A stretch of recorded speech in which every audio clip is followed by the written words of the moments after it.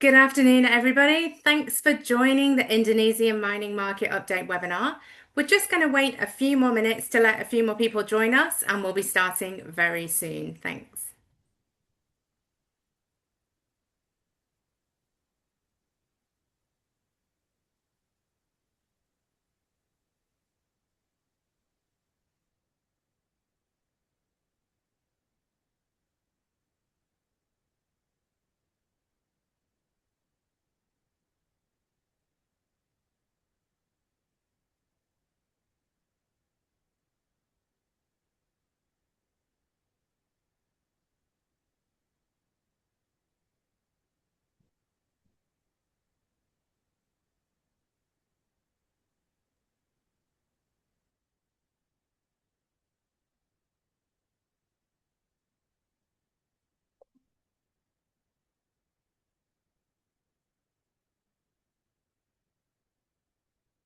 Thank you, everybody, for joining us today for the Indonesian mining market update webinar, being delivered by Austmine and in partnership with Austrade Indonesia. So we were just giving everybody a couple of minutes to join, but I think we will make a start now because we do have lots to cover during this session. So firstly, thank you for taking the time to join us today. My name's Claire Chakrabarty, and I'm the Manager of International Programs at Osmine. So it's a pleasure to welcome you all. Before I begin, I'd like to acknowledge the traditional custodians of the various lands on which everybody's joining from today. For me, here in Brisbane, I acknowledge the Yagara and Turrbal people, and I pay my respect to their elders past, present, and emerging. And I'd like to extend that respect to any Aboriginal, Torres Strait Islander, or First Nations people joining us on the call today. So today's webinar, as I said, is being delivered by Austmine and Austrade under a collaboration under the Trade Diversification Network, the Accessing New Markets initiative. And the purpose of the session is really to provide some practical updates on the Indonesian mining market and to support yourselves, the Australian METS companies, to better understand opportunities, expectations, and pathways for engagement with the Indonesian mining market. So we're very fortunate today to be joined by three amazing speakers, and we'll have some great perspectives on the Indonesian mining market. So today's session is going to start by an update from Stephen Scully, who's the Senior Trader, and he's going to provide some current market context for what Australian companies should understand now if you're thinking about exporting to Indonesia. We'll then hear from Martin O'Neill, who's going to provide us some in-country perspectives on mining trends and demands and operations within the Indonesian market. And then we're joined by Ben Farquharson from Desric, who's going to bring some practical METS exporter perspective and share his own reflections on Desric's experience entering and growing within the Indonesian market. We had hoped, as some of you may have seen from when we first advertised this webinar, that PT Vale were going to be joining us today, but unfortunately, due to a bit of a late availability issue, Vale hasn't been able to join us live. They have, however, shared some slides and some notes. So at the end of this webinar, we will be sharing those with everybody so you can see what they would have shared had they been here today.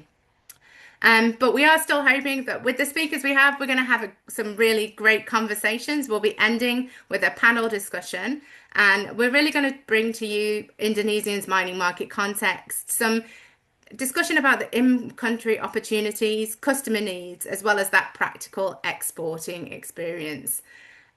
Before we do move into the webinar proper, I would just like to give everybody just some housekeeping tips. So as we move through the webinar, you will see down the bottom there's a Q&A box. If you think of some questions that you want to put to any of our speakers, at the very end we will be having a panel discussion. If something comes up, if you're like me and you wait till the end, you'll probably forget your question. So I do encourage you during this webinar to type your questions into that Q&A box, and I will get to as many of your questions as possible at the end of the webinar. The session itself is being recorded. And as I say, we will share that with everybody afterwards. There are some really great information in the slides. And I know you're probably not going to have time to read it all. So don't worry, put your pens down, sit back, relax, and listen to what our amazing speakers have to say, because you can go and have a look at those slides and you can go and rewatch to see what's written on those slides afterwards. So to provide you with a little bit more context about Indonesia, so Indonesia still remains one of the most important mining markets in our region. I'm pretty sure most of you know that. That's why you're here today. It's one of a major producer across lots of different commodities. So you've got coal, nickel, copper, gold, and critical minerals. And it's also a really significant market for downstream processing, that industrial capability and future minerals supply chains. So at the same time, though, the market is changing and it's becoming much more complex, more competitive, and more locally focused. So, for Australian metals companies, success in this Indonesian market is not just about having that strong technology capability. It's also about understanding customer priorities and building those trusted relationships so that you can demonstrate real local value, and preparing properly before you enter the market is going to be really important for your journeys as well. So that's going to be a big focus about what we talk about today. Now, most of you hopefully will have watched the Indonesian market briefing that Austmine and Austrade did together in 2025. If you haven't had a chance to do that, I do encourage you to go and watch that after this webinar, because that will give you a really broad understanding of all the different commodities and opportunities that there are in the market. But today's webinar, we really wanted to focus on what's changed in the last year, what matters to metals companies who are entering Indonesia now, and how Australian metals companies can think about engaging with the market in 2026 and beyond. So before I hand over to Stephen, I also just briefly wanted to position today's webinar. We have quite a broad Indonesia program in collaboration with Austrade over the next few months. And so I really wanted to share with you the fact that this webinar is really just the first step in a series of activities that we've designed to really help you move from your interest in the market right the way through to your practical engagement. So following today's session, Austmine and Austrade are planning a number of activities, as you can see up on your screens there. The next session after this will be an Indonesian technology showcase, and that's actually an opportunity for some Australian metals companies to present their technology to suppliers working within the Indonesian market. And we'll be sending out some more information about that in the next week. So if that is something that you think you might be interested in, do reach out and we'll make sure to include you in that session. We also have a market readiness workshop in August where we'll go into a little bit more detail about those practical market entry strategies if you are thinking about moving into the Indonesian market. And then we have an Indonesian business program that's linked to the technology that's linked in September to Mining Indonesia, which is taking place from the 9th to the 12th of September. And this will include lots of targeted networking opportunities for you to be in country and meet with some of those Indonesian companies. We have another technology showcase in March next year. And finally, we'll be running an Indonesian mission in May next year as well. So there's lots of opportunities for you to find out more about the market and potentially make your first waves in the Indonesian mining market. So now I'm very pleased to hand over to Stephen Scully, who's the Senior Trade and Investment Commissioner with Austrade Indonesia, who's going to provide you with a bit of an update on the Indonesian mining market, the current developments, and what Australian metals companies should understand as they are assessing these opportunities in Indonesia. Thanks, Stephen. Hi, thank you, Claire. Hey, it's exciting to be here again. I was also presenting last year, and there have been a few developments in the market, and so I think it's an important time to actually share those. I still think there's lots of opportunities for Australian mets, and some of the changes that have happened have actually increased opportunities for the mets companies. So we'll, more on that as we go forward. So here's just a mining snapshot. Now, I'm taking the view the Australian Embassy perspective here in Jakarta. Austrade is located within the embassy. We have lots of contact with Australian Mets companies here, but also with government officials, et cetera, et cetera. So I'm just going to quickly provide this snapshot. So, Indonesia, at least on 2024 data, was the number six country globally for total mineral production. Now, as we'll hear, some of that volume has come off in the last 12 months or so, but I still think it's probably going to be around number six. Australia is number five, by the way, just a little bit ahead of Indonesia. So 900 metric tons is what the value was in 24. So you can imagine on an annual basis the amount of capex and opex required to produce that. So therein lies the opportunity for Australian companies, for Australian Mets. I think it's been mentioned that the top minerals in Indonesia. Indonesia, sorry, I should say the mining sector represents 12% of Indonesia's GDP, so hugely important. And I guess what is being reinforced by this government and some of its policies is the perspective that all mineral assets that they view all mineral assets as national wealth controlled by the state for maximum welfare of the people. Now, when we go to some of the changes that have happened, some of the policies and regulations that have been introduced, this is their North Star. This is the guiding light about providing maximum welfare for the people. So that theme will come through. I think it's been well known that the strategy centers around downstreaming processing mandate that bans export of raw minerals and requiring companies to refine ores domestically. That table of where Indonesia ranks just support where they are, in terms of the market and the Indonesia mining map. I think Martin will have a better one, but it just shows over 17,000 islands. Probably not all of them have minerals, but there's quite a few of them that do, and the minerals are widely dispersed. I think you can think of the islands as almost the equivalent of states in a way, or provinces here, and it certainly is sort of a complex geography to also navigate. Perhaps we'll go to the next slide, please. So recent developments. Now, this is a laundry list, right? And there's a lot here. I'm not going to touch on all of these, but the market is undergoing structural transformations characterized by stricter state control over resource extraction, aggressive expansion into downstream manufacturing, heightened regulatory friction, so near-term challenges. Excuse me.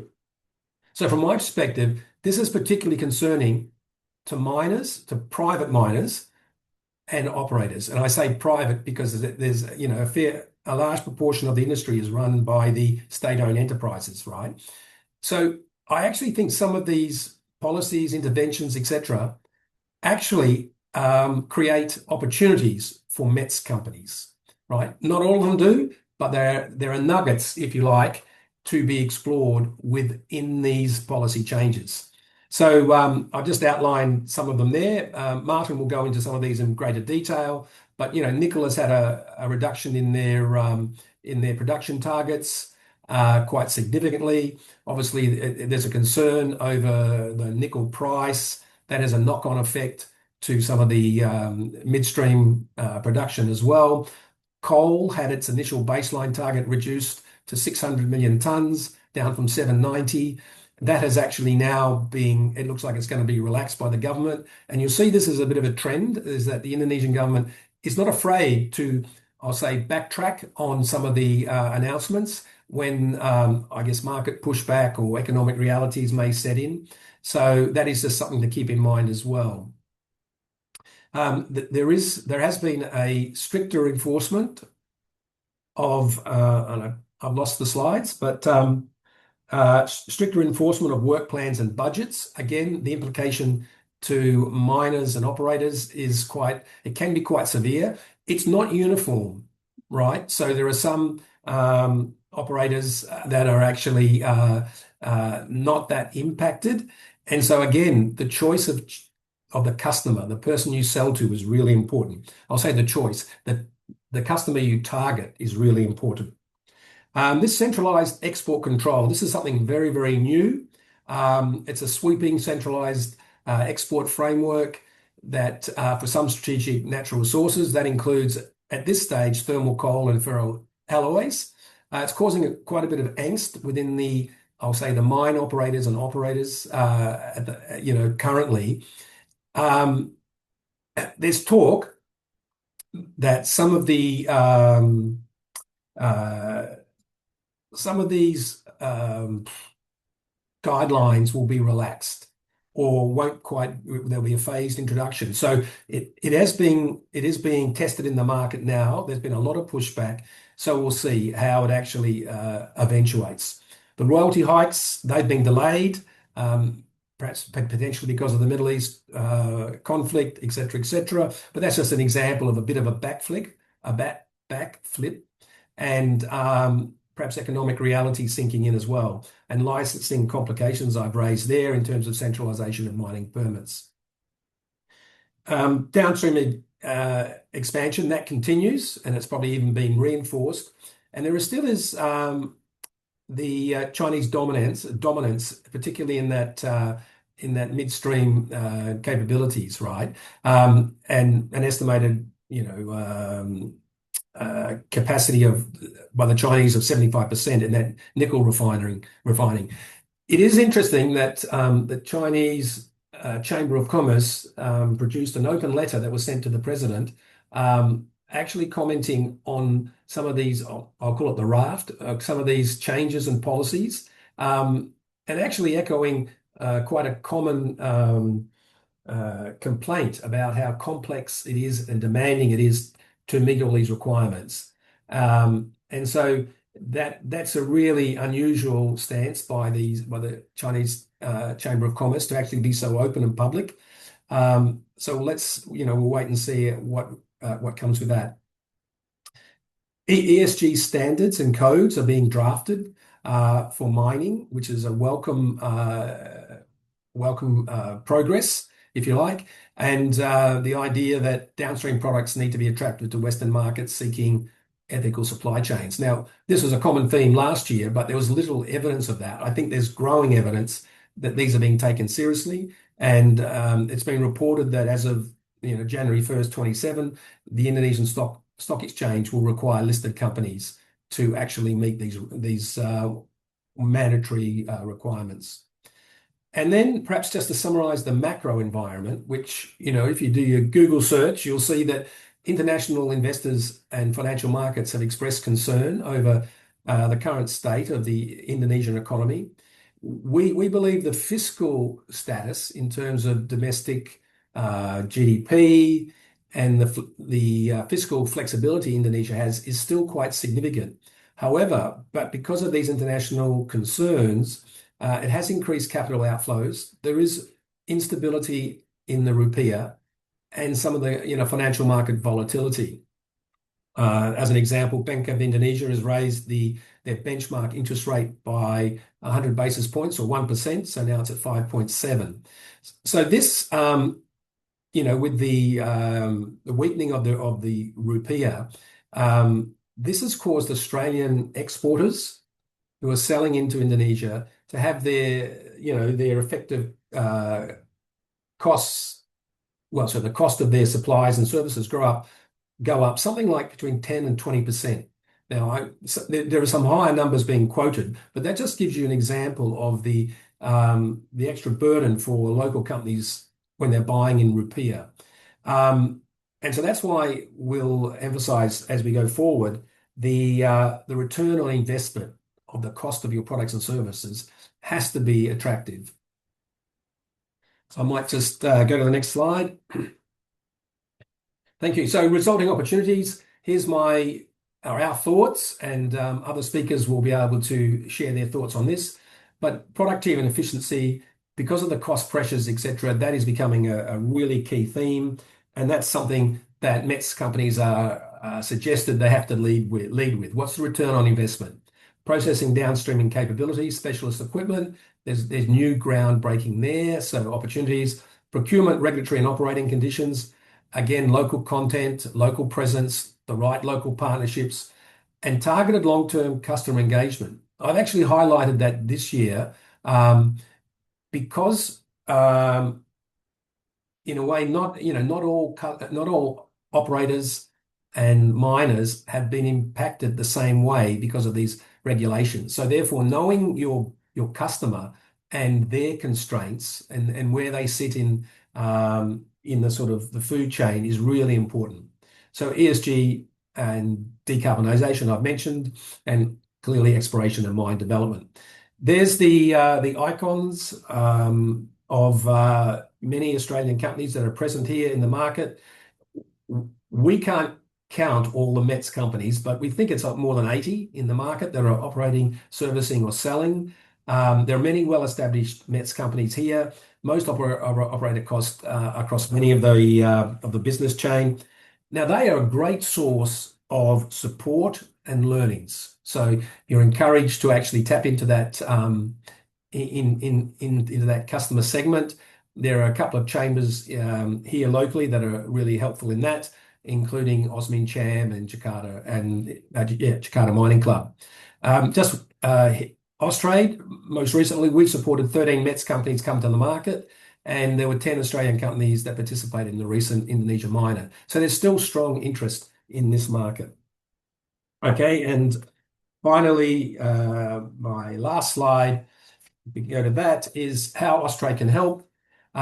We have I'm not going to elaborate in these on this call, but please contact us if you'd like to know more. But we have a Going Global toolkit, which is an export guide. We have a doing business in Indonesia. We offer assistance on the free trade agreements, and there's a number of those. Navigating them, I think we can be really supportive. And then there's Austrade's just generic trade services, assisting with assessing market potential, developing export strategies, and finding valuable contacts.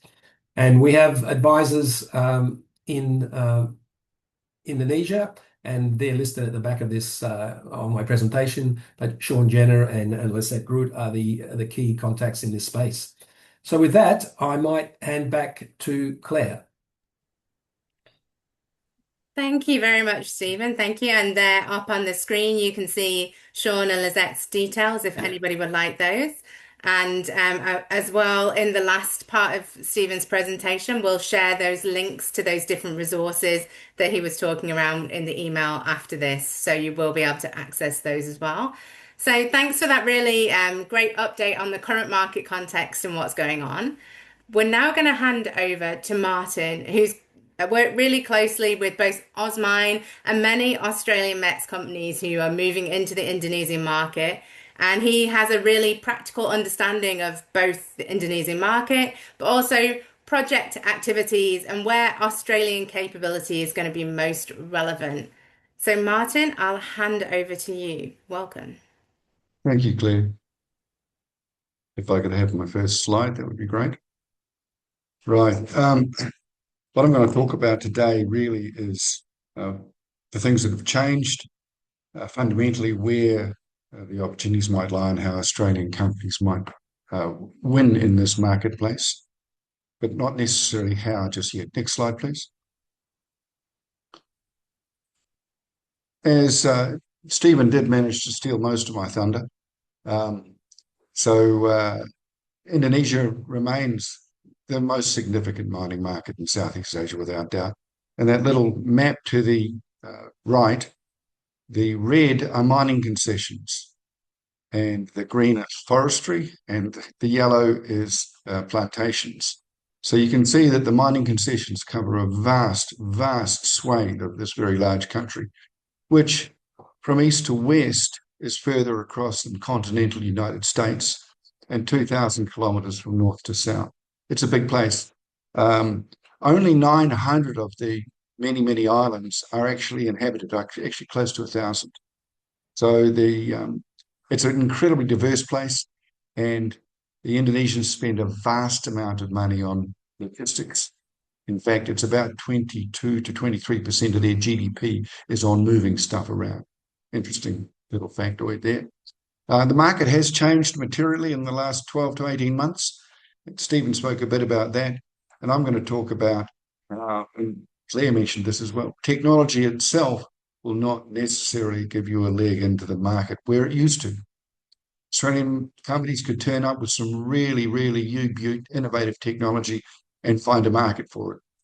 I don't think that's necessarily the case, and we'll explain a little bit later on about why that is the case. Next slide, please.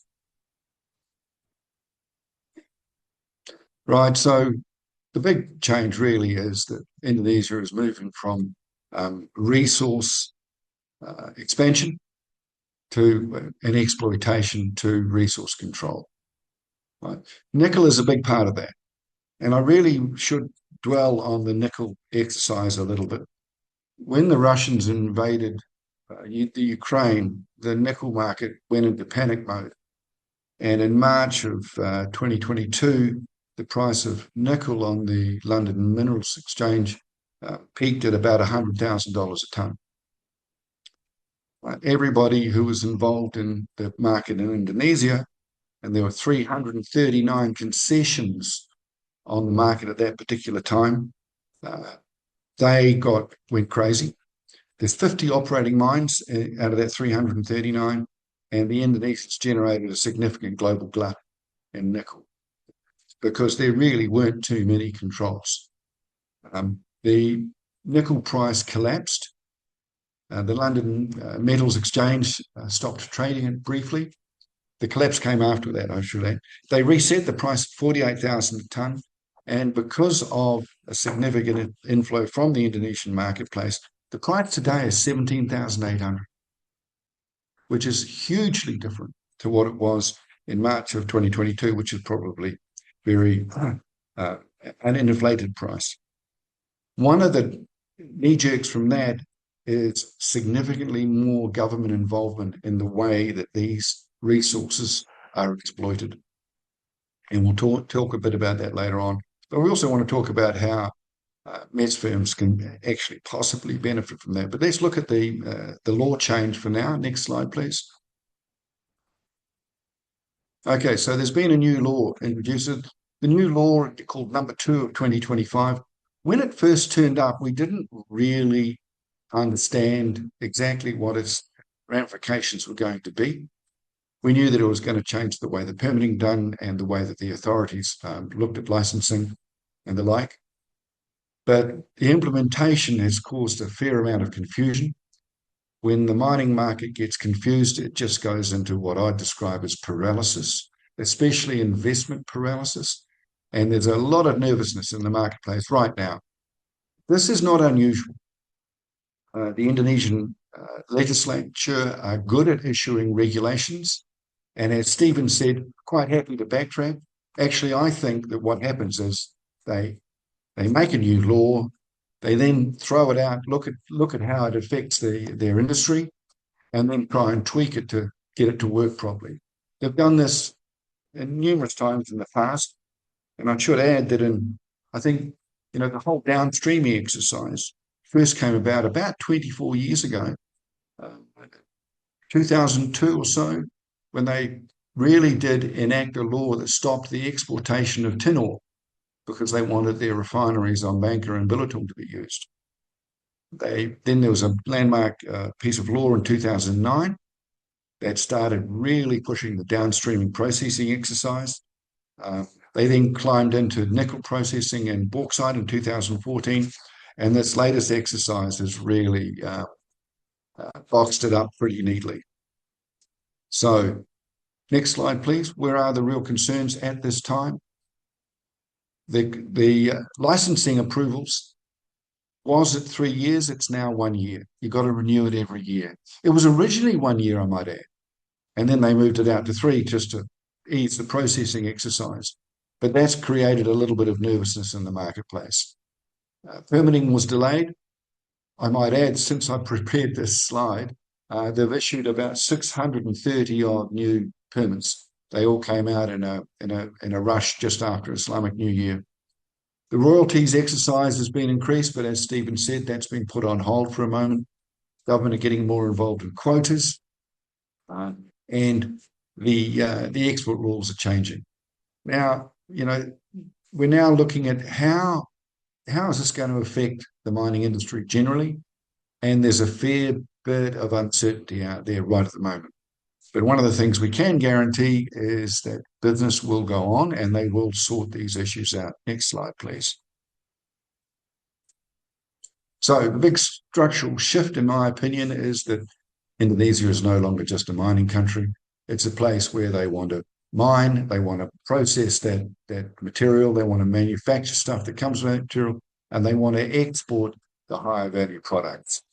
Nickel's a very big part of this, but we've got to look at Indonesia for what it is. Now, they have 3.5 million graduates coming onto the market every year. They have 10 million people looking for jobs. That's just a little bit short of the entire workforce of Australia, and it happens every year. It is a driving fundamental behind Indonesia's need for changing their job market and growing their job market. It's a huge issue for them. And if they don't get that, they don't get their 5% GDP growth, they go into essentially what would be a recession. Now, most Western countries would celebrate 5%. For the Indonesians, it's just a basic need. They need to keep on doing this. Next slide, please. So what are the key downstreaming exercises? Well, nickel's involved in 5 of those 7. And they've got obviously the smelting, the high pressure acid leach exercise. A whole lot of effort has gone into battery precursors. They're making stainless steel with the Chinese and trying to develop an EV business. Now, that might change a little bit as technology moves away from EV vehicles requiring nickel, but it's not going to happen tomorrow. So there's still a fair bit of space in that place. Obviously, there's the critical mineral processing. Indonesia has a pile of rare earths, and the new kid on the block, in my opinion, and I'm involved in a smelting project, is aluminium smelting. They have enormous reserves in West Kalimantan and some very, very high levels of concentrate. Bauxite's a little bit like nickel, in my opinion. It sort of looks like dirt, but it has a reasonably high value. But the big challenge in West Kalimantan is to build a smelter, we need a gigawatt of power. And there ain't a gigawatt of power available. So there's some challenges there. And a gigawatt of energy is, I'll put that in perspective. You might know I'm a New Zealander. A gigawatt is 10% of our entire grid. So it's an awful lot of energy. And that's what we need to support the smelting industry in West Kalimantan. Next slide, please. Right, so the word that the Indonesians are using is hilirisasi. That actually translates to downstreaming. And it's what's really driving the Indonesian government implications here. So they're looking at, when you're an Australian company looking at how you can connect to this, you want to look at productivity, efficiency, the ESG issues, which I'll talk about a little bit later on, and especially if you have special skills in the processing arena. There are some really good opportunities that will exist there. Next slide, please. So nickel is still the dominant force. As Stephen said, the nickel production quotas have been reduced significantly. They've tightened the quota approval system, although they've just released a whole lot of new quotas. They're getting involved. The government are getting involved to avoid, and I almost believe that they're setting themselves up so they can control the aluminium market or the aluminum market in the same way that they lost control of the nickel market. Because the alumina thing, to me, is going to be the next big kid on the block. And I think they want to make sure that they don't screw that up as well. So, the nickel is still vastly important and they still generate they are the world's supplier of nickel, and Sulawesi just happens to be made out of nickel, apparently. So they're doing pretty well there. But the government are getting much more involved. Next slide, please. So a period of what I would describe as, it was a bit of a turkey shoot early on. It was easy to be involved because they were exploiting these exercises pretty feverishly. But now the market is maturing. It's shifting a bit towards things like efficiency, energy optimization, water management, which actually they've never been very good at and now are getting better at it, I think. Ore blending, that's an area where METS companies can be really involved. Maintenance reliability and environmental performance as it sort of rolls into the whole ESG exercise, which I think is incredibly important and will be much more important as what I call the primary and premier users get involved. Next slide, please. So, where are the best opportunities? My particular love is decarbonisation, hybrid power, solar storage, and the like, because with the debacle in the Middle East, obviously there's some threats to the global fuel supply system, and a lot of miners are looking to turn to what can be done about looking at how we can produce a bit of our own energy, not just relying on diesel. And EV vehicles are going to dominate the mining industry in a handful of years. And when you do the numbers, EV vehicles kick diesel into a cocked hat in a very, very very short order. So that's going to be a big thing. Tailings and water management, I think, has always been something they need to do a bit more of. And as we see ESG exercises getting much, much more rigorous, I can see that becoming a really big area of growth for Australian companies. Safety and workforce productivity, a little bit more touchy-feely, but absolutely vital in the industry. They're really good at it in the oil and gas arena, and much better than they were in the mining sector, but that's got to improve. And obviously, we spoke about processing, smelting, and efficiency. So if you happen to be good at that sort of stuff, climb in. It's going to be opportunities are going to be numerous. Next slide, please. We spoke a little bit about ESG earlier. It's not just going to be an ethical exercise, it's going to become commercial because it's going to allow Indonesian manufacturers access to premier customers in the US, in Europe, and the like, who will be demanding supply chain ethics and the like, because it can be done. We can track these things much more effectively than ever before. And the Indonesian users will be looking for practical ways of improving their ESG outcomes. So it won't be just an ethical issue. However, one of the traps that I've seen in the past is Australian METS companies taking the moral high ground and telling the Indonesians that they're not doing it well enough. That's not the approach. The approach should be, how can I help you because I'm quite good at this stuff? And I reckon that there's opportunities for us to make everybody work together here and make it better, rather than just we're better at it. Next slide, please. So the government has become much more interventionist. I think this will ease off. I'm hopeful it will, but they are being much more strategic about how they move. I think it's a knee jerk to the nickel exercise, but I think it could be applied to a whole lot of other industries. And I think it's also a reflection of the slightly old school government we have involved at the moment, and that might change a little bit at the end of this term. That remains to be seen, but there are tighter export controls, much more production quota, and much more downstream mandates. But it will still provide plenty of opportunity for Australian METS companies. Next slide, please. One of the things we have to be aware of is the Chinese influence.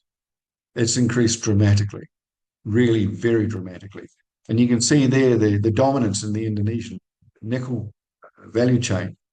They do a huge amount, 70 to 80% of the nickel processing, 60 to 70% of the smelting, a lot of the EPC work. They supply huge amounts of finance. They're developing all these industrial parks, and it's a significant issue. So if you do want to have a crack at the Indonesian market, be aware that you're going to have Chinese competitors. And that leads me nicely into the next slide, please. So Australian companies will not win on the lowest capital cost or the fastest construction or the cheapest kit. They can win in issues of reliability, safety, ESG compliance, and specialist expertise, especially that. And so when you're pitching your hardware or systems to Indonesian customers, look at the lifestyle cost, look at the bottom line, and look at the productivity improvements. Those are the issues you might win on. You won't win by making the stuff cheaper.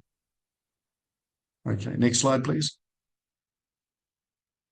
So the key messages for 2026, Indonesia is bigger than it was. It's more strategic. It's more sophisticated. Their tax system has improved dramatically, which is very disappointing for myself. They're more selective, and they're very downstream focused. So you guys, if you're going to succeed, you've got to build trust. You've got to focus on your operational outcomes. You've got to support the downstreaming, and you've got to demonstrate long-term commitment. So not necessarily the biggest, not necessarily the fastest, but practical, reliable, and embedded is a good exercise. Next slide, please. So they're no longer just exporting minerals, they're building industrial ecosystems, which is quite a cool term in my opinion.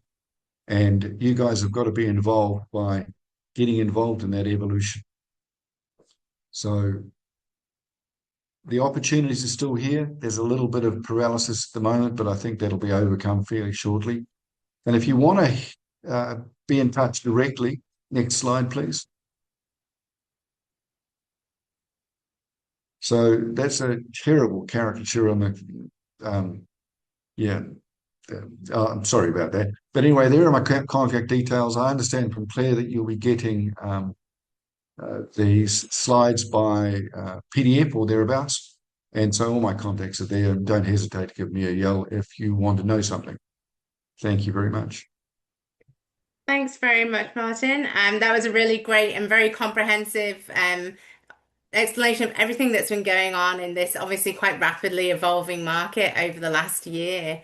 So now I'd like to invite Ben Farquharson from Desik, who joined us very last minute. He only joined us on Friday, so we're very lucky to have him here. But he's going to just provide us a bit of an update about how your experience has been entering into the Indonesian market and the journey that Desik's been on over the last few years. So, Ben, thank you. Yes, thanks a lot, Claire. Just firstly, I just wanted to acknowledge the last couple of presentations. And first thing I want to say is what a great job that Austrade does. I've worked with Austrade a lot in the past, and I think that's one of the things I would advise is to definitely lean on expertise we have at our disposal. And Austrade is an amazing resource. And also just Martin's presentation, Britt Mindo has been in Indonesia a long time and has developed, great partnerships and local knowledge. And that presentation was excellent. Really, really does lay out, I think, a really comprehensive overview, and there's some dot points in there that I've taken note of, and I'll speak about a bit as well. So I guess from my perspective, I don't have any slides. This is very much, as Claire was saying, last minute, and just a bit about, I guess, my experience at Desik. Bit of background, I've been at Desik for 12 months. My role is the Asian Territory Manager. And in looking at Asia, it was very obvious that Indonesia is the largest mining market in Asia by a long way. And it's a market I'm familiar with. So I've worked in the past in building businesses in Indonesia. I first visited there in 1995, which does date myself a little bit. And I've been coming to Indonesia for business development and to export in the past, and this is my second time of building a business locally in Indonesia. Just also about Deswick, we're specifically a software and services company. So that's really important to, I guess, to reflect on in terms of what we do, because we don't have the complexity effectively of having to worry about plant or machinery or huge amounts of people to support what is a very niche software business. And our business focuses on mine planning and production, operational production systems. But we're very niche, and so that sort of makes it in some ways easier for us to set up a business there, because we don't have that massive capital investment required. Having said that, I guess some do's and don'ts, or things that we did well and things that we looked at. First of all is the attractiveness of the market. And I went through a list of things that I looked at. And doing your research and your homework is definitely the most important thing. And listening to those things that Martin was talking about, super important. First of all, just the commodity-rich nature. We discussed that earlier. It has, huge deposits of coal, nickel, copper, bauxite was mentioned as a big opportunity as well, and the list goes on. It's a very rich country from a commodity perspective. That's a big green tick from our perspective, that it's a big mining country with lots of natural resources. There's also lots of operations in production, and for us that's important because there's an opportunity for us in the production environments. Having said that, there's lots of brownfields and greenfield sites as well. Prior foreign direct investment, why that's important, there's a technical history, I think, in Indonesia, with investments from companies like BHP, Rio, Newmont, Freeport is still there, of course. That's left a real legacy, I think, of some real technical excellence. There's companies like Thiess that are still there, been there a long time, McMahon's, and there was Latents before that, and they left a real legacy of, I think, exporting the technical excellence. But as Martin was saying, the market has really changed, and in the Indonesian mining companies now own that expertise, and it's become very much a local business, and that's something to think about. You can't just rely on the fact that we are a foreign company that's expert in mining, and that's going to be good enough to get us across the line. You need to think more broadly than that and think about, well, what is it about the market that is interesting in terms of investment? What it is about your business that you have that gives you a competitive advantage? And I think that's the right way to think about it, as opposed to thinking, oh, we're Australian, therefore we're better. And that's not necessarily the case, particularly when we don't understand the local conditions in Indonesia. We're not experts. There's some real challenges around cultural issues, around communication that needs to be thought about before you even think of doing business, and how you might overcome those things.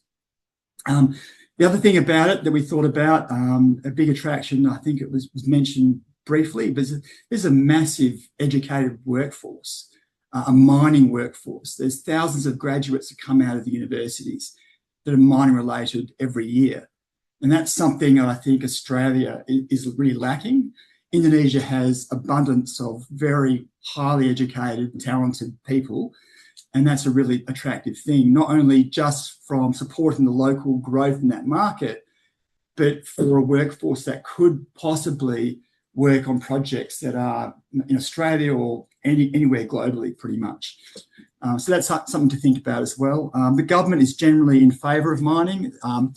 Having said that, as I think Martin might have alluded to, things change all the time. And what was true, 6 months ago can change tomorrow very, very quickly. So you have to be mindful of that change and understand that there's going to be ups and downs and a lot of bumps along the way in terms of change. So understanding, I guess, the social, political landscape in general is a really important thing to do your research in as well. And it's something that I don't think we did very well. What we did well was we did experiments. We had expats that knew about our software and took the software to a project, and it went pretty well, and we kind of expanded from there. We got some really large good anchor tenant customers. So those kind of exporting experiments went pretty well. And we found that the product was good for the industry. Particularly, we found a niche in underground. And so Indonesia is not really well known for underground mining. It's very much an open pit dominated, other than one obvious exception, which is Grasberg mine, which is owned by Freeport. But it is a growing business, and that's something that we're really, really good at Deswick. We're world leaders in underground mining, design and technology software, and we have a large consulting team that supports it. So that's something we can export and we feel very confident with, and we found a real niche in that area, and that's going well for us. Having said that, we're also got some great open pit tools as well, but it's just way more competitive in that area. So our niche is really underground, but we also are very good at competing in open pit as well. So we kind of looked at what's our opportunity look like, and from a technical perspective, where are we excellent, and what else could we do? And that gave us a bit of a market size, and how much revenue we thought we could make, and those are important numbers to do. And then we understood, well, based on that, how many people could we hire? And the other thing we've just done is we've hired a bunch of people. We've gone down the path after experimenting and partnering. I kind of skipped that part. We did rely on advice from partners and companies, and Britt Mindo is a company that I've spoken to a lot over the years and I'm very friendly with, and I've spoken to them about different experiences as an example. There's others we've partnered with as well, and just understanding some of the nuances and some of the opportunities that might exist is really, really important before you decide on a direct investment. So we now have that. We have a wholly owned subsidiary business, and we've hired 7 people. We're looking at hiring more, and that number's about right for us in terms of our revenue today. But as we grow, we'll gradually hire more people. And the important thing, I think, from that perspective is to build a local business, and to hire well and the right people, and to be present and to understand what is happening, because there's lots of, I would say, people issues that could occur, and cultural differences. And I think one rule I give myself is, once you think you might understand something is when you know nothing, because you don't. You have to be very cautious, I think. Don't want to make too many assumptions, but being just a basic, I think, a bit of advice, being respectful always, being authentic, being listening and understanding, and understanding what the local problems are and what problems you can solve with your product or service. I think those are the key things that we really need to do, and some of the things I think we've done pretty well to put us in a position to launch into the future with additional revenue and more customers. And it is going quite well for us, but it's definitely not smooth sailing. If you're looking for smooth sailing or an easy ride, it's not the market. You have to be prepared to, I guess, have bruises and lumps and bumps along the way, and nothing's linear. So I'm throwing lots of different things out there. I think the market overall, we chose to invest, it definitely is attractive, but it's for the right organisation. It's looking for growth, but looking for growth in terms of being realistic about what that growth looks like. Some things that do occur that are probably different from the Australian market or other more developed markets in terms of, just how you expect things to run. Things happen more slowly. Payment can happen slowly, so you've got to be patient. Things are just different in general. And I think to expect that and to have a really strong local team to help you navigate that, whether that be through an initial partnership or hiring your own staff, is super important to be successful, and being very inclusive culturally. Also, obviously, a critical thing. I've said a lot. I've just rambled a bit and thrown different things out there for you to think about. Those were things top of my mind.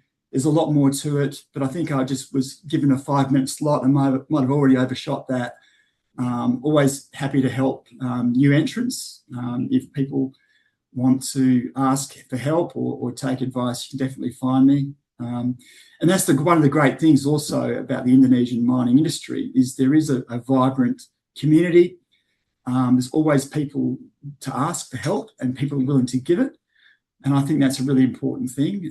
There's associations, there's mining clubs, there's a lot of ways you can, enter the market cautiously and get information that's really important before you make your decision on what type of investment to make, or maybe it's not right for you, for your business profile moving forward.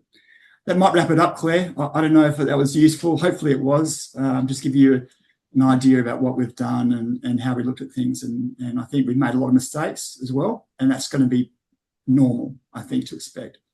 No, that was incredibly useful. Thank you so much. I'm so glad you could join us. I think that having those perspectives from you of what it's actually like on the ground, we've told you what's happening out there, but to hear from somebody who's lived and breathed this and made such a success of it as well is really valuable. And especially to hear those lessons learned, because a lesson learned is always better when someone else makes it, so you don't make those same mistakes as well. So I think that's definitely it's given me food for thought. So I'm sure that hopefully the companies on the call feel the same way as well.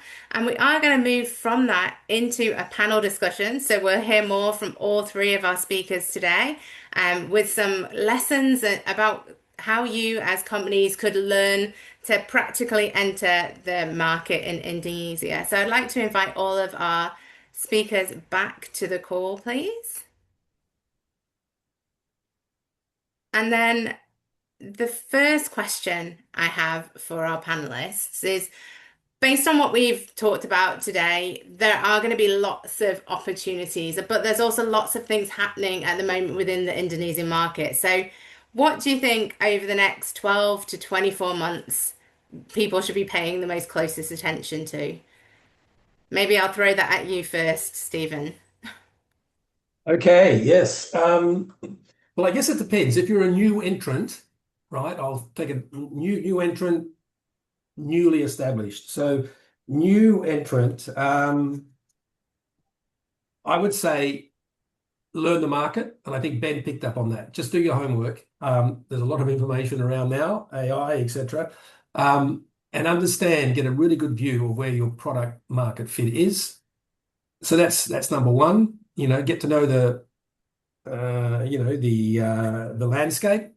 Have a chat to Martin as well, and then also come to market and start to form relationships, hear firsthand from potential partners, distributors, customers, and as Ben touched on as well, speak to existing players in the market who are always very helpful. So that's sort of for the newcomers. For the established companies,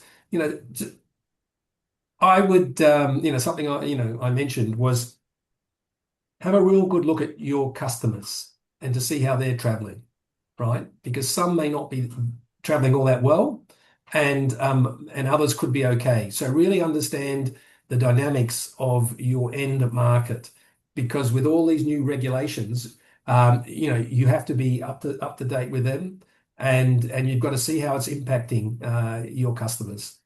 So I'll sort of stop there. Maybe Martin, what do you see on the horizon coming up that we maybe should be aware of? Could be rainbows, could be clouds. What are you thinking? Oh, for us, I think the immediate future is going to be in bauxite. Where Brickmindo as a company, we've been trying to get away from coal for a while, and my background is renewable energy, so that's a pretty easy one. But just to add to what Stephen just said, I think that one of the things that Indonesians want to see here is presence. They want to know that you're going to still be here in 5 years' time. Seagulling in and seagulling out doesn't work. And, I think if I had a buck for every time someone walked into a meeting and said, "Oh, we nailed that one down in the first meeting," I wouldn't be talking to you now, because I'd be sitting on a beach somewhere sipping a pina colada. It's a tough market. You've got to be present. You've got to it's both Ben and Stephen has said, do your homework and understand what the opportunities are. I think the other thing that's really important is focus. Indonesia is huge, and it has a vast number of mining companies. And my strong recommendation would be to choose the ones that you think might suit your product and be really focused on having a crack at them and not, and everything else becomes background noise then. Because there are some really very good companies out there, and there's some second tier companies that are just not so good, and there's some third tier and beyond.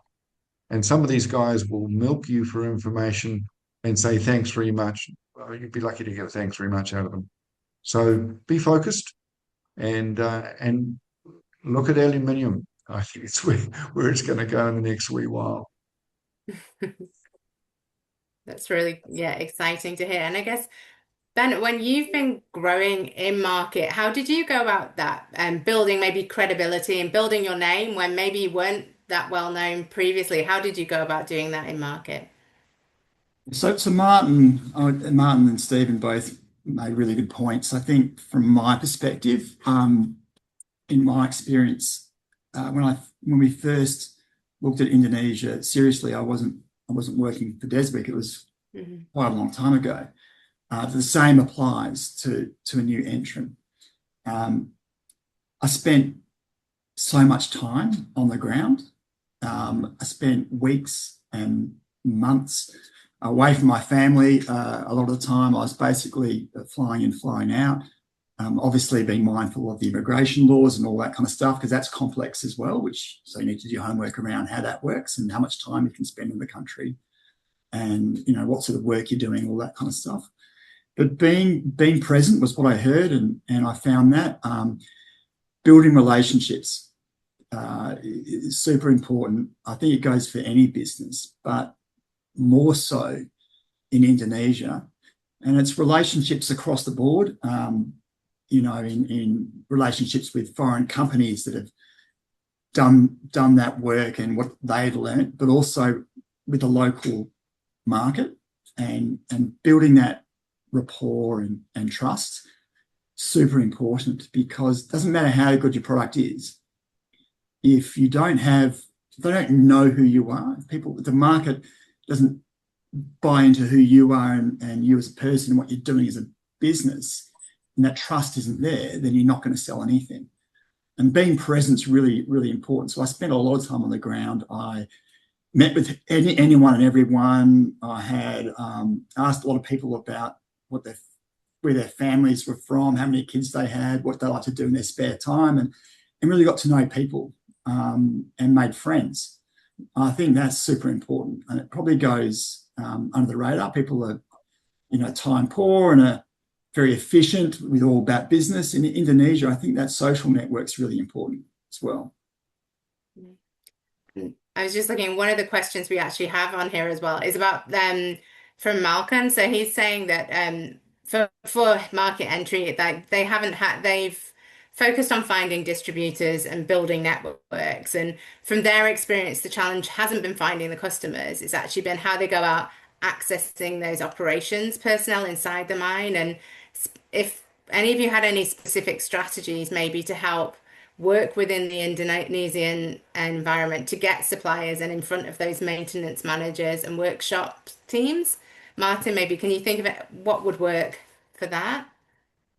Yeah, that's a very, very astute question, because getting at the right level is challenging, because often that level they're below ground half the time, and to get there you've got to go to the mine.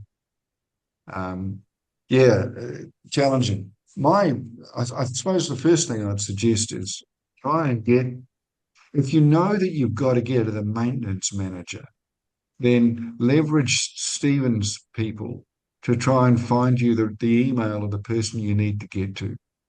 Because it's not something, unless you happen to have good Indonesian language skills, you'll struggle to get at the right person. And it's a really, really interesting exercise. The other thing I'd add is the choice of your distributor and the choice of your partner is probably the most important decision you'll make. And over the years, and I won't tell you how many years are involved here, but the number of companies I've seen fail because their partners are bad. They've chosen badly, they've chosen quickly, and it hasn't worked out. And I've seen some very significant companies, not all of them Australian, forced to leave Indonesia because they just can't get around the deals they've cut with their existing customers, with their existing partners. Absolute bloody disaster for them. And just one other point I'd add. Claire lassoed me into doing another presentation in August.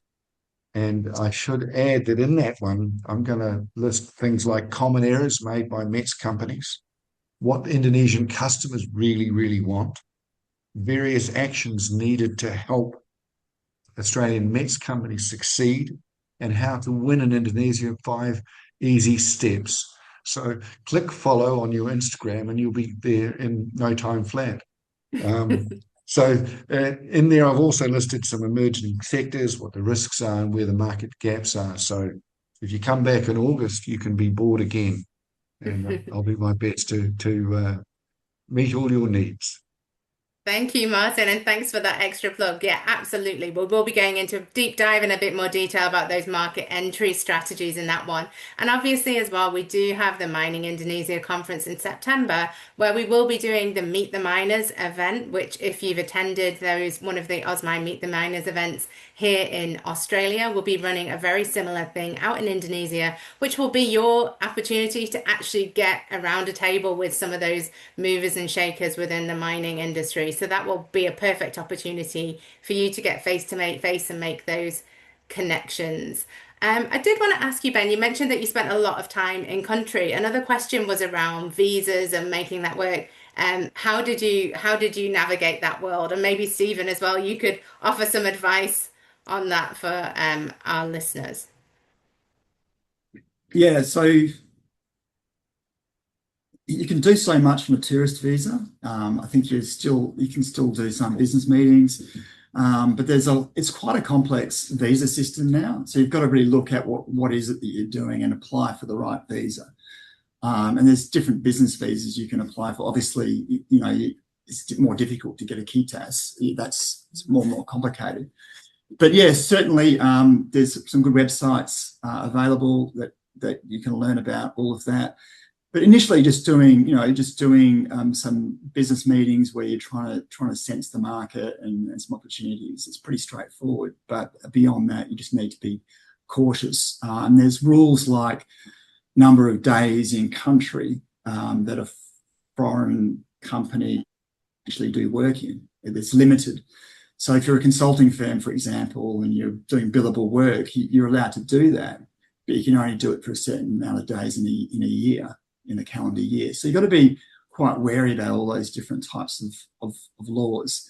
And sort of if your business is scaling up, that can only last for a certain period of time before you really need to make an investment. And I echo what Martin said about partnering. Partnering is your possibly best way to initially understand what's happening in a market and to get a toehold potentially into the market or a foothold. It's because it's least risk and it's a cheaper way of doing it, less time to do it, all that kind of stuff. But choosing the wrong partner will definitely set you back. And I've seen that happen before.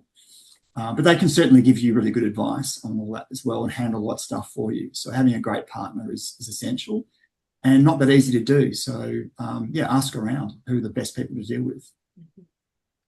And maybe, Stephen, if I throw to you about the visa issue, if you could maybe, so Chris had a question regarding visas and traveling to going to short stay exhibitions or business meetings. Is there anything particular that everybody should be aware of around that as well? Yeah, I thought Ben had some good advice. One thing I'll highlight, let's just say you're exhibiting at Mining Indonesia. You need a different visa, right? There's just an example. So there's different types of business visas. And perhaps an overall comment, do not overstay your visas. Counting the days is really important, particularly if you want to extend your operations there and things like that. That will significantly be held against you if you're found to be overstaying in before you fully process what you're doing. And and you're overstaying and over pitching from what your business intent is. So keep that in mind. Um, I will actually just comment on the previous question about gaining access to operational people. So yeah, at Austrade, very happy to help. But I will say, just from our experience, and perhaps there's something to highlight, Indonesian companies are very hierarchical, right? And so if you want to get to the operating people, apart from if you have, access to someone's cousin or something, we would start at senior levels and get the validation going down the various required levels, right? I think that's just generally important. We try to get as many companies in front of ministerial departments as well, just so they can say, "Oh, I caught up with the assistant minister," and et cetera, right? So just being aware of the business hierarchy is really important, and the level of involvement from government, right? No, that's really good to know. And I guess as well, the other question so that we have in the chat coming through is around, Ben, you mentioned that the procurement timelines maybe were a little bit different to those that we can experience in Australia. There's a question about what exactly have you noticed? Are there any other differences that people should be aware of when it comes to goods? Should we be warehousing them in country or building them in country or having them over here? Have you got any advice for on that? It was Yeah. just an anonymous Yeah. person.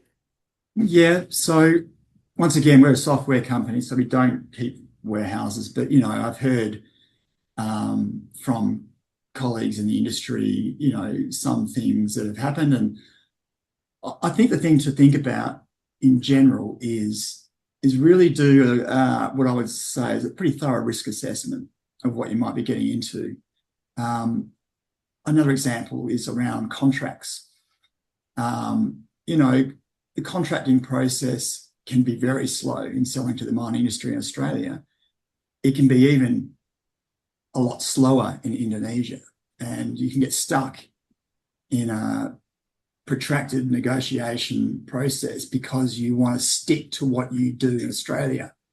Doesn't always apply to Indonesia. So you may have to be more flexible and take on a bit more risk than what you might have thought it would be necessary originally. Similar if you're importing equipment and so on, and getting stuff through customs can be extremely difficult. And I wouldn't like to comment too much on examples other than be very, very careful. And one other bit of advice, and it should be obvious, be mindful of the legal framework and making sure that whatever you do, you remain on the right side of that. And it's a common practical bit of advice, but once you do something that you might not do in your home country, it's a slippery slope.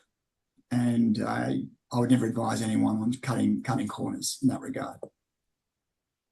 Yeah, that's really important to know. Martin and Stephen, did you have anything to add to that one? I might just on legal contracts or more with partnerships and uh, you know um, without overstating it, think of if you need to exit as well. How do you exit a contract, right? So at least if something does go wrong, you have a legal agreement that you can base your process on, right? Now, there still could be an arbitration process, et cetera, et cetera. But I've seen it or experienced companies that have gaps in their partnership agreements, thinking, oh, that will never happen, or no, we'll worry about that when the time comes. You are still a foreigner in this market, and when you're up against a local in a legal situation, just having some sort of legally binding contract, it's not bulletproof, but it's a better place to start than saying, oh, it was a verbal agreement or something like that. Just to add to what Stephen just said, one one of the first things that you'll be asked to do when you get involved with any Indonesian company is sign an NDA, a mutual NDA, a non-disclosure agreement. A friend of mine is a director of a partner of a large law firm in Jakarta, and in 35 years of practice, he's never litigated the breach of an NDA. It just doesn't happen. Litigation is not somewhere you ever want to go ever in Indonesia. So be very careful about, I mean, they'll love to have a decent contract drawn up, but you don't ever want to end up in court. You really don't, because it's not a place where you're ever going to have any success. Some Australian companies are quite litigious. Leave that at home. Come here with an open mind and a flexible body, and you might succeed. That's good advice. And I guess on that, if all companies who are thinking, right, this is the market for me, I'm going to go and I'm going to try my luck, what would you recommend for those first steps? They've attended the webinar, they're going to go and do some research, they're going to read the resources. What should they be doing before they come over, or what should they bring with them? Should they learn some is language? Should they be learning some of the local dialects, or should they be, is there something important that they should bring with them other than Tim Tams? What would you recommend? Well, shall I go first? Perhaps um, look at who you know in the market. Look at your existing customer list to see if they have links in there, so you can kind of make warm introductions rather than cold introductions. Just what are your connections in the market? Who of your former colleagues are in the market, et cetera, et cetera. So again, not just do your homework on the market, but find some personal connections. Obviously, it really helps if some of your existing customers are in market already. Make sure another way is to have referral letters from very well-known, high-profile Australian companies who are actually buying your product, or international companies, right? That's always well received. Yeah, Yeah, that's pretty solid. That's pretty solid advice from Stephen. To demonstrate that you have a connection is probably essential. And there's a lot of companies that are operational here that you'll be able to connect with in Australia and bring that connection here. So solid advice. yeah, Ben? just to add to that, I think basics come with an open mind, and ask a lot of questions and learn, and don't assume anything. I think that's the key for me, and to want to enjoy the experience. Something I found really important is I've always really loved doing business in Indonesia because I've found the country fascinating and the people, and I've always really enjoyed it. I think if you can come in with that attitude, it will show, and I think people will gravitate towards you. I think we do forget that the business is mostly about people still, even though we're in the technical domain and we talk about technical superiority or differentiation. It really is a lot about winning people over, in my opinion, and just enjoying that process. I think, and it's an amazing privilege, in my view, to be able to travel to Indonesia and to do business. It's been probably one of the best things about my career that I've enjoyed. It's why I keep coming back and doing it, because it's a lot of fun. That's awesome. And I think that really sells it to everybody. And definitely those opportunities are there. And the fact that you're enjoying doing what you're doing and you're having some great success there as well. We will move to the questions. So if anyone does have any questions, please do add them into that Q&A box down the bottom. I do have a question. Actually, I think it's towards you, Martin, which is how mature is that opportunity for the renewable power or storage in the mining industry over there? And do you think there's any real near-term potential for that? Yeah, I do. I do. I really do think there's opportunity in that space. Um, to some extent driven by the shenanigans in the Middle East. But I think as there's no question that hybrid power is cheaper than diesel generation. So in that regard, these miners will go that way in time. They need a little bit of convincing, but certainly if whoever asks that question is interested, I'd be delighted to talk to them directly. Awesome. So, as I said at the end, we will share everybody's details. So, if that person does want to reach out to Martin, he will be an excellent resource for you in And if they want to, please ignore the caricature, which is a shocking exercise, in my opinion. I thought it was very good. And I think this one's probably for you as well, Martin, but across the panel, if anybody has any thoughts about whether the ESG, whether it's a commercial requirement or if it's still more just corporate positioning at the moment. Look, I think it's got to be there now. Although there is a little bit of greenwashing going on, their buyers are not going to be. You're not going to be able to pull the wool over too many buyers' eyes for too long. And certainly, when you're dealing with products like nickel, for example, it's pretty easy to explore the development chain, the value chain. So, I think the ESG exercises are going to be, uh, our world is much more connected. It's getting harder and harder to hide transgressions. So I think the ESG thing is real. It still needs some maturing. It probably needs some maturing globally, really.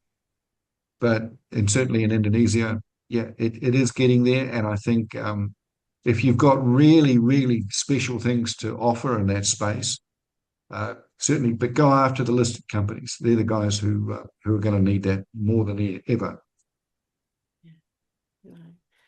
Well, thank you very much. And we are coming to the end of time. So I do want to thank each of our speakers today, Ben, Martin, and Stephen. Thank you for all of your insights. We've certainly learned a lot about the Indonesian market and the things that are happening at the moment. And I think everybody will agree that Indonesia is really a significant opportunity. But obviously, it's not going to be a simple export market. You really need to understand that the operating context and the local business environment. And that's where we have people like Stephen and Martin on site, on the ground. And obviously the activities that we're running with Austrade over the next few months to really help you gain a good footing and a good understanding. Because as we said, credibility in the market really matters. Having good technology is not enough anymore. So you really need to demonstrate that reliability, that responsiveness, and that local understanding and that longer term commitment. And the preparation is going to be critical to that as well. So if you are interested in finding out more about Indonesia and really engaging within the market, I do encourage you to get involved in some of the activities that we have over the next few months. And I'd like to thank Stephen, Martin, and Ben.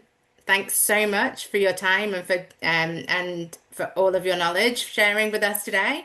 And thank you to everybody who submitted a question or has been involved with the webinar. It's been great for everybody to be here, and it's great to see such interest in what is a very exciting market for Australian Mets companies. So just a reminder of some of those upcoming activities that we have. In July, we have that tech showcase. So if you do have some technology that you do want to showcase to the market, do drop us a line and we can give you some more information about that. As Martin said, I've already hooked him in for that market readiness workshop that will help pave the way for you to enter the market. And then we have the business program as part of the Mining Indonesia event later on this year. We also have a report. So last year, in partnership with Austrade, Austmine made this Opportunities in Southeast Asia report, which was a really interesting report. So you'll be able to access that, as well as a few more useful resources that, as I say, will be linked when I share this PDF with you later on today. So thank you, everybody, and thanks especially to our three speakers. Thank you.